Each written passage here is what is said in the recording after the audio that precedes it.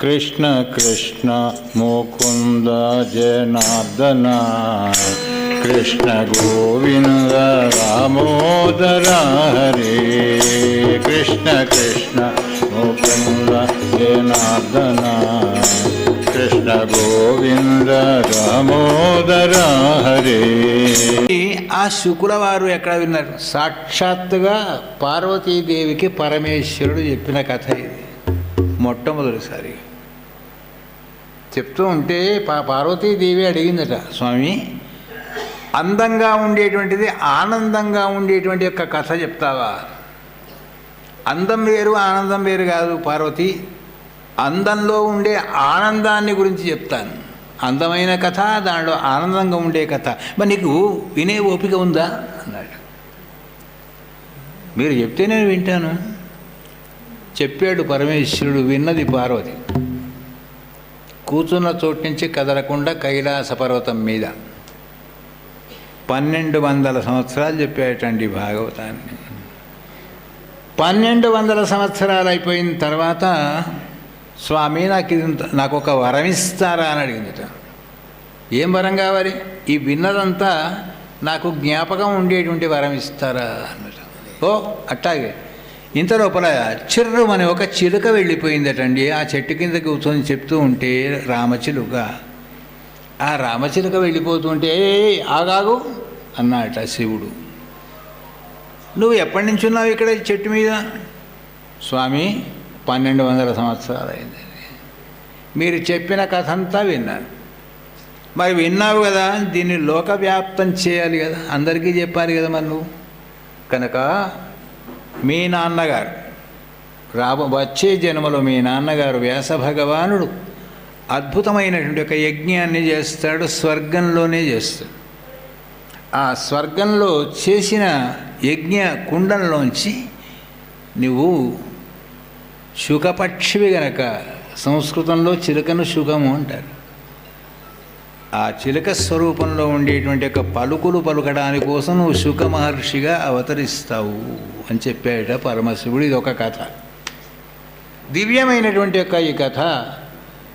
ఆ శుక భగవానుడు వ్యాసకుమారునిగా ఉద్భవించి వ్యాసుడు రాసినటువంటి యొక్క శ్రీమద్ భాగవతాన్ని, అయ్యా వ్యాసుడు ఎందుకు రాయవలసి వచ్చింది? ప్రశ్నలు మొదలు పెడుతున్నానండి మనవాళ్ళిగా. అవి మరి ప్రశ్నించకపోతే సమాధానం ఎక్కడి నుంచి వస్తుంది? కనుక సద్గురు మహారాజ్కి ఇదో బంధం. ఏం సంబంధం అంటే భాగవత సంబంధం. ఆయన ఎందుకు రాయవలసి వచ్చింది అని అడిగాడు. అంటే వ్యాస భగవానుడు లోకంలో ఎందరెందరో మహనీయులను భగవంతుడు సృష్టించాడు. భగవంతుడు అనేవాడు అందరి మీద దయగలిగిన వాడు. ఆయనకు 4 స్థానాలు ఉన్నాయి: పరహ, వ్యూహ, విభవ, అంతర్యామి, అర్చ. ఈ 5 స్థానాలలో ప్రకాశిస్తూ ఉంటాడట. పరమ పదంలో ఉండేవాడు పర వాసుదేవుడు అంటారు. పరమపదంలో ఇక్కడెక్కడన్నా భూలోకంలో పరమపదం ఉన్నదండి? మీరు ఎవరైనా చూసారా? ఉంది. ఎక్కడ ఉంది అంటే తిరుమల క్షేత్రమే పరమపదం. అందరూ లోపలికి వెళ్ళగలుగుతామా అక్కడికి? పోనీ దేవుణ్ణి ముట్టుకోగలుగుతామా? కొందరికే అర్హత ఉంది అక్కడ. దానికి పరమపదం అని పేరు. బ్రహ్మదేవుడు ప్రార్థన చేశాడట, స్వామి నీ దగ్గరికా ఎవడని రాలే, పోనీ మన ప్రెసిడెంట్ ఆఫ్ ఇండియా దగ్గరకు, మామూలుగా ఈ లోకంలో మనిషి దగ్గరికి వెళ్ళాలంటే ఎన్ని రకాలైన కట్టుబాట్లు ఉంటాయండి. దయదలిచి ఆయన్నే మన ఇంటికి వచ్చాడనుకోండి, ఇబ్బంది లేదు. కనుక స్వామి నీ పరమపదానికి సాధారణమైన వాళ్ళు దేవతలు కూడా వెళ్ళలేరు. అక్కడ నిత్యులు మాత్రమే ఉంటారు. ఎవరు? అనంతుడు, గరుడు, విశ్వక్సేనుడు మొదలగాగల వాళ్ళు. వాళ్ళకే నీ దర్శనం. చూసిన వాళ్ళే చూస్తున్నారు, దర్శించిన వాళ్ళే దర్శిస్తున్నారు. అయితే ఏం చేయాలి అన్నట భగవంతుడు. ఏమీ లేదు, కొంచెం కిందికి రా నువ్వే, మేం పైకి రాలేము, మా వల్ల కాదు. అక్కడి నుంచి పాలకడలికి వచ్చాట. పాల సముద్రానికి భగవంతుడు వచ్చి శేషశైలం మీద పడుకుంటే అక్కడికి నారదాది మునీశ్వరుడు, సనకాది యోగీశ్వరుడు, బ్రహ్మాది దేవతలందరూ కూడా వెళ్ళే అవకాశం అక్కడికి వచ్చింది. అట్లా ఇక్కడెక్కడన్నా జరుగుతుందానండి అంటే జరుగుతుంది. భగవంతుని దగ్గరికి వెళ్ళేటువంటి అవకాశం మనకు లేనప్పుడు భగవంతునికి దయ వచ్చి ఏం చేస్తాడంటే ఆయన రథం మీదనో వాహనం ఎక్కి సేవ మీదనో ఎక్కడికి వస్తాడు? మన ఇంటి ముందరికే వస్తాడు. మనం ఇచ్చిన హారం తీసుకుంటాడు, పెట్టిన నైవేద్యం తీసుకుంటాడు. మరి ఆయన ఎవరు అంటే భగవంతుడు. ఆయన దయ వచ్చి వచ్చాడు కనుక పాల సముద్రం దాకా వచ్చాడు. కానీ కొందరికి మాత్రమే అవకాశం ఉంది అక్కడ కూడా స్వామి. అది పరము, ఇది వ్యూహము. తర్వాత ఇంకా కొంచెం అంటే ఇక్కడనే భక్తులు ఉన్నారనుకుంటున్నావా స్వామి? భూలోకంలో కూడా చాలామంది ఉన్నారు. నువ్వు కావాలి, నిన్ను చూడాలి, నిన్ను కోరుకునేవాడు కనుక రావయ్య అక్కడ దాకా పిలిచాడు. ఒకసారి దిగిండా భగవంతుడు దయ వచ్చి దిగి వచ్చిండు. ఆయన ఎక్కడ దాకా వచ్చా అంటే భూలోకానికి కూడా వచ్చాడు. నరసింహమూర్తిగా వచ్చాడు, వామనుడిగా వచ్చాడు, రాముడిగా వచ్చాడు, కృష్ణుడిగా వచ్చాడు, ఎన్నో అవతారాల్లో వచ్చాడు. కానీ ఆయనను భగవంతుడిని గుర్తించిన వాళ్ళ సంఖ్య చాలా స్వల్పం. విభవ వైభవాలని చూపించడానికి వచ్చాడు. కానీ చూచిన వాళ్ళు చూచి ఆనందించారే కానీ అది ఎక్కడి నుంచి వచ్చిందో తెలుసుకునేటువంటి జ్ఞానం లేని పరిస్థితులు స్వామి మాకు. మరి ఆ తర్వాత అంతర్యామి, అందరిలోనూ ఉంటే బాగుంటుంది. మన అందరిలో కూడా ఉన్నాడు భగవంతుడు. ఆయన ఉన్నాడు కనుకనే వింటున్నాము, తింటున్నాము, నడుస్తున్నాము, నీళ్లు తాగుతున్నాము, మాట్లాడుతూ ఉంటున్నాము, ఆలోచన చేస్తున్నాము. ఓం నమో భగవతే వాసుదేవాయ శ్రీ హరే నమ అని అంటున్నాం. ఆయన లేడనుకోండి, వినలేము, తినలేము, అనలేము, మనలేము, నడవలేము. అట్లాంటి స్థితి ఎప్పుడన్నా ఎవరికైనా వచ్చినప్పుడు చూశారంటే మీరు? ఎందుకంటే రోజు చూస్తున్నాం, వేల లక్షల మంది పోతున్నారు ఇక్కడి నుంచి. పొయ్యాడండి. ఆ పోయిన వాడిని పట్టుకొని అందరు ఏడుస్తున్నారు. వాడికి వినిపిస్తుందా నిజంగా మన శోకం? నువ్వు ఇన్ని గొప్ప పనులు చేసేవరా నాయన, వినిపిస్తుందా వాడికి? నువ్వు ఈ రీతిలో బాగు చేసేవరా నాయన, వినిపిస్తుందా వాడికి? ఎప్పుడైతే పరమాత్మ ఆత్మ వెళ్ళిపోయిందో పరమాత్మను పట్టుకొని వీడు నిశ్చేష్టుడైపోతున్నాడు. దీనికి అంతర్యామి వెళ్ళిపోయిన తర్వాత మిగిలేది ఏమిటి? శివుడు శరీరం నుంచి వెళ్ళిపోతే శరీరం ఏమవుతుందంటే శివుడు వెళితే శవం అవుతుందంటే. స్వామి ఇది కూడా మాకు తృప్తిగా లేదు. నువ్వు ఉన్నవో లేవో అనేటువంటి విషయం మాకు శ్వాస పోయేదాకా కూడా జ్ఞాపకం రావడం లేదు ఈ మాయలో పడి. మరి అందుకోసం ఇంకేం చేయాలి? మేము కూర్చున్నామన్న చోట కూర్చోవాలి, రైట్? ఏది పెడితే తినాలి, రైట్? మొత్తం తినవద్దు, రైట్? మాకు మళ్ళీ ఇవ్వాలి, రైట్? మేము వేస్తే పూర్మాలు వేసుకోవాలి, కానీ అవి నువ్వే ఉంచుకోవద్దు, మళ్ళీ మాకే కావాలి. అవి పండ్లు పెడతాం చూడు, కానీ తినవద్దు, రైట్? ఎవరండి ఆయనే? ఇగో ఇక్కడ ఉన్నాడు, అర్చామూర్తి అని ఆయన. పూలు పెడితే పెట్టుకుంటున్నాడు, మళ్ళీ తీస్తే తీసుకోమంటున్నాడు. పళ్ళు పెడితే అంటున్నాడు, తీసుకున్నాము అంటున్నాడు. అందుకే ఉద్ధవునితో శ్రీకృష్ణ పరమాత్మ అంటాడు, ఉద్ధవ ఈ మాయలోకం ఎంత విచిత్రమైందయ్యా అంటే, స్వామి నీకు ఈ లోకం విచిత్రంగా అనిపిస్తుందా? కాదా? మరి ఎందుకు అనిపిస్తుందో తెలుసునా? నేను వేసుకున్న మాల కావాలి అందరికీ, పెట్టిన పండ్లు కావాలి అందరికీ, వండి పెట్టిన ప్రసాదాలు కావాలి అందరికీ, నేను కప్పుకున్న శాల్వాలు కావాలి అందరికీ, కానీ ఏం పట్టదు ఏమయ్యా ఎవరికి అన్నాడు. అందుకే శివుణ్ణి పార్వతీదేవి అడిగిందట ఒకసారి చమత్కారంగా, ఏమయ్యా మనం ఉన్నది మంచుకోండా, చల్లటదా వేడి ఉంటుందా? మంచు చల్లగా ఉంటుంది. అది కాకుండా నువ్వు నెత్తి మీద పెట్టుకున్నది ఏమిటి? గంగ. అది వేడి ఉంటుందా చల్లగనా? చల్లగానే ఉంటుంది. దానిపైన ఇంకోటి పెట్టుకున్నావు చంద్రవంక, మరి అది చల్లగా ఉంటుందా వేడిగా ఉంటుందా? చల్లగానే ఉంటుందండి. సరే, మరి మనం ఉన్నది కొండ చల్లడిదే, నీరు చల్లడిదే, గంగా చల్లడిదే, చంద్రుడు చల్లగా, ఇన్ని తీర్ల చల్లగా ఉండంగా మాట మాటకు అభిషేకం చేసుకుంటున్నాం నీళ్లతో. అంటే పార్వతి ఇన్ని చల్లదనాలు ఉన్నా కూడా నాకేమైపోయిందంటే భక్తులు కోరుకునే కోరికల వేడి ఉందే ఎవడైనా వచ్చి నాకు ఇది కావాలి అది కావాలి అడిగేవాడే తప్ప స్వామి నీకు ఇది ఇస్తాను అడిగేవాడే ఒక్కడు కూడా లేడు కనుక ఆ తలంతా వేడెక్కి ఇవాళ కోరికలతోని అభిషేకం చేసుకుంటున్నాను అన్నాడు ఆయన. అందుకోసమే భగవంతుడు పట్టదండి, భగవంతుని ఇచ్చిన అన్నీ కావాలి. అందుకే భగవంతుణ్ణే కావాలని కోరుకోవడానికి మార్గాన్ని చూపించేటువంటి ఒక దివ్యమైన కథ భాగవతం. ఇది కూడా ఆ భగవత్ తత్వం కూడా అందరికీ అర్థమయ్యేటువంటి తత్వము కాదు సుమా. మరి అర్థం కావాలంటే అర్చామూర్తిని పెట్టుకున్నాం, విగ్రహాలు పెట్టుకుంటున్నాం, పూజలు చేస్తున్నాం. దాని తర్వాత మరి ఆయన ఉన్నాడని నమ్ముతున్నామా? ఎప్పుడో నమ్ముతున్నాం ఆపద వచ్చాం. ఒక ఆమె మాకు మహారాష్ట్ర నుంచో గుజరాత్ నుంచో ఒక ఆమె వచ్చిందండి. ఆమె వెంబడి ఎప్పుడు కృష్ణ విగ్రహం ఉంటుంది. ఆ స్వామికి ఆమె రైల్లో ప్రయాణం చేస్తే ఏం చేస్తుంది అంటే ఏసీ కోచ్లో టికెట్ కొంటుంది. మళ్ళీ ఆ పక్కన కిటికీ పక్కన ఆయన కూర్చోబెడితే అప్పుడప్పుడు పల్లీలండి, టీ అండి, పండ్లండి అని అమ్మ వస్తారు కదా రైల్లో, అవి కాస్త కొని పెడుతుంటుంది ఆయనకు. రైలు దిగిందా పెట్టే బేడాంతం కూడా ఇచ్చేస్తే ఆ కృష్ణుని మాత్రం ఎత్తుకొని దిగుతుంది.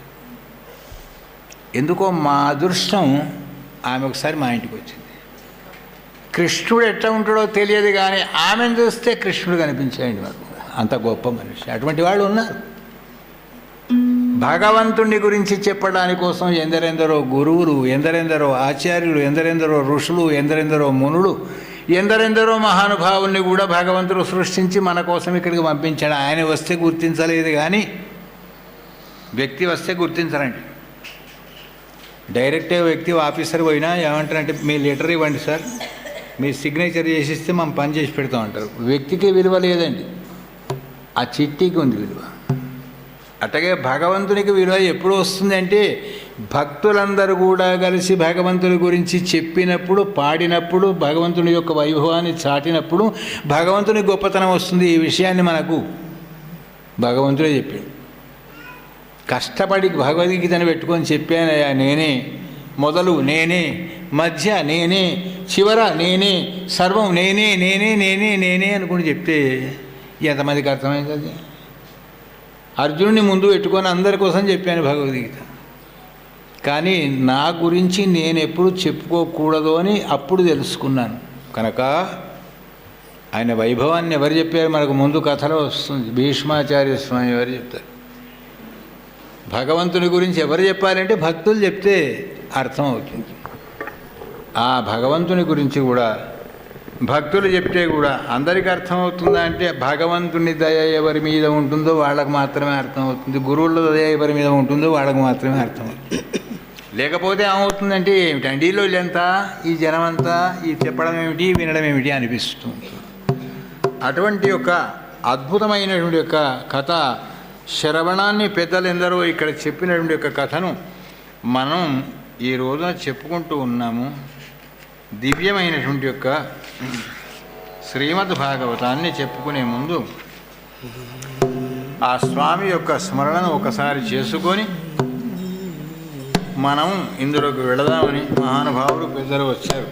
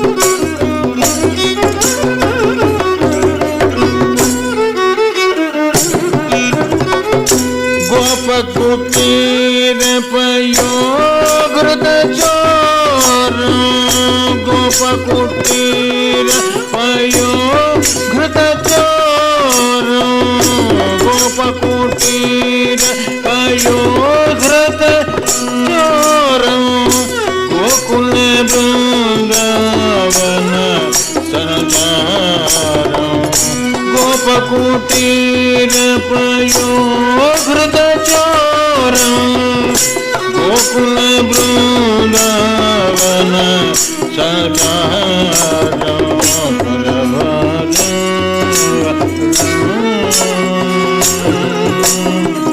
वरनंद कुमार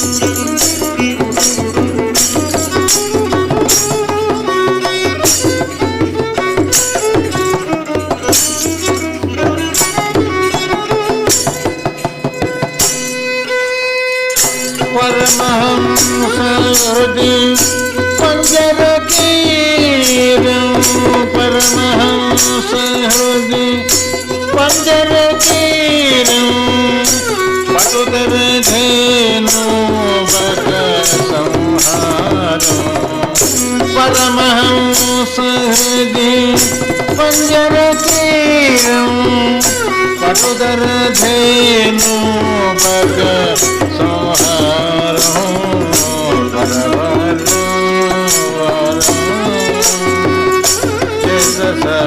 वरनंद कुमार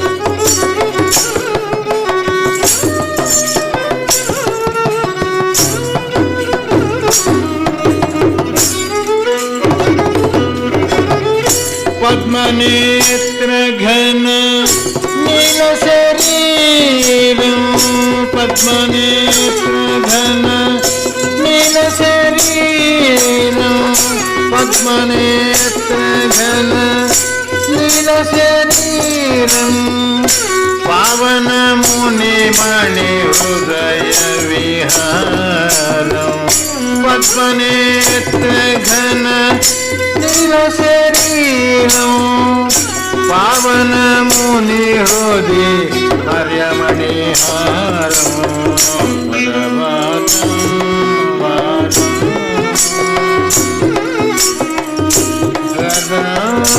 कुमार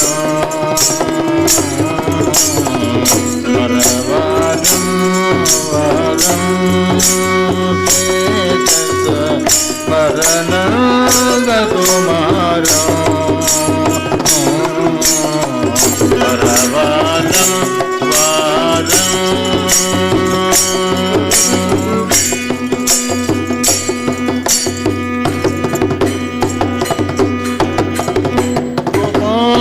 కృష్ణ భగవానికి.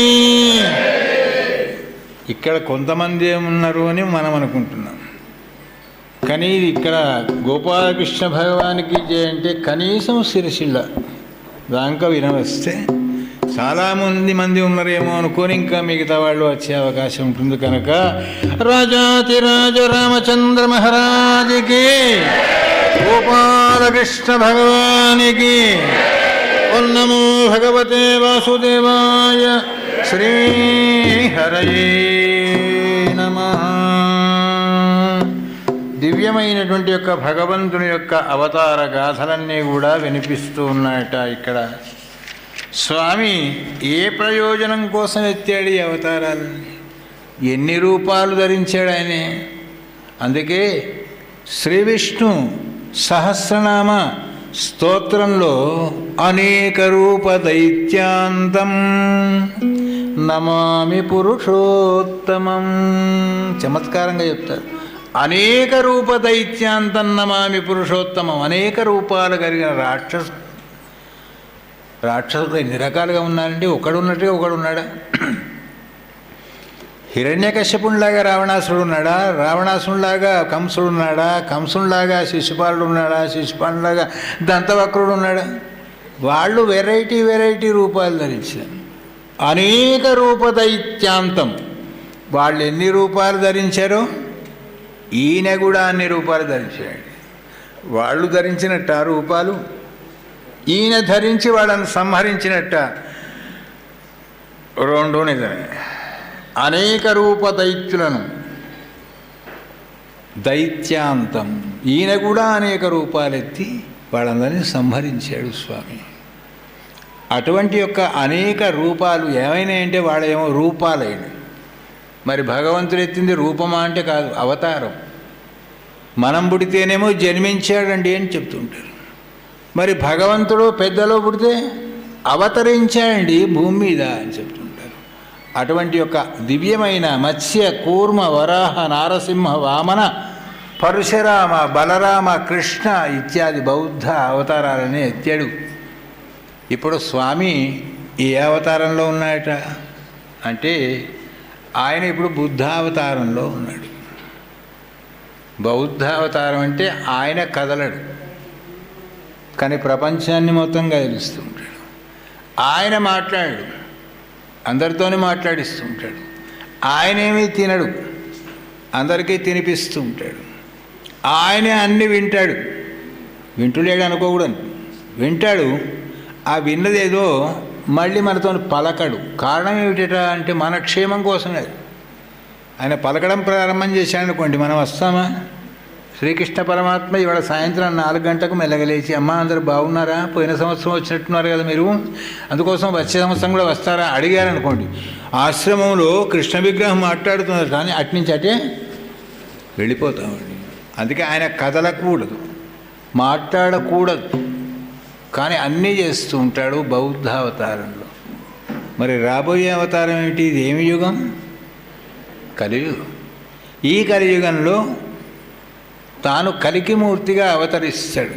శంబల అనే గ్రామంలో, శంబల గ్రామం ఎక్కడుందో ఇప్పుడు మనకు తెలియకపోవచ్చు కానీ ఉంటుంది. ఆ శంబల గ్రామంలో విష్ణుయశుడు అనే ఒక బ్రాహ్మణుడు వస్తున్నాడు. ఆ బ్రాహ్మణ కుటుంబంలో స్వామి కలికిమూర్తిగా పుడతాడట. శంబల అనే గ్రామంలో విష్ణుయశుని కుమారునిగా కలికావతారం ఎత్తాడు. అంటే ఇంకా ఎన్ని రోజులునండి కలికావతారం రావడానికి? 4,25,000 చిల్లర సంవత్సరాలండి కలియుగం. మరి ఎంత గడిచింది ఎరికేనా? ఇప్పుడు 5,150 సంవత్సరాలు. అంటే ఇంకెంత కావాలి? కలియుగాంతం అండి, కలియుగాంతం అని పుస్తకాలు రాస్తున్నారు. కాదు, కలియుగంలో చివరి వరకు ఎక్కడ ఉంటామట మనమంతా అంటే సూర్యకిరణాల మీదనే ఇళ్ళు కట్టుకుంటామటండి అందరం కూడా. అక్కడ దాకా వెళుతుంది కలియుగం. ఇప్పటికే ఎంత దూరం వచ్చింది కలియుగం? పెద్దవాళ్ళు పాతవాళ్ళు గ్రామ్ఫోన్ రికార్డులు చూశారు, రేడియోలో మనమే చూసాం, టేప్ రికార్డులను మనమే చూసాం, ఆఖరి వరకల్లా ల్యాండ్ ఫోన్ చూసాం, సెల్ ఫోన్ చూసాం. ఇప్పుడు ఎన్ని ఒకటైనాయండి? కెమెరా అందులోకే వచ్చేసింది, టీవీ అందులోకే వచ్చేసింది, టేప్ రికార్డ్ అందులోకే వచ్చేసింది, బ్యాంకు ఎక్కలు అందులోకే వచ్చేసి అన్నీ కలిపి ఏమైపోయింది? అది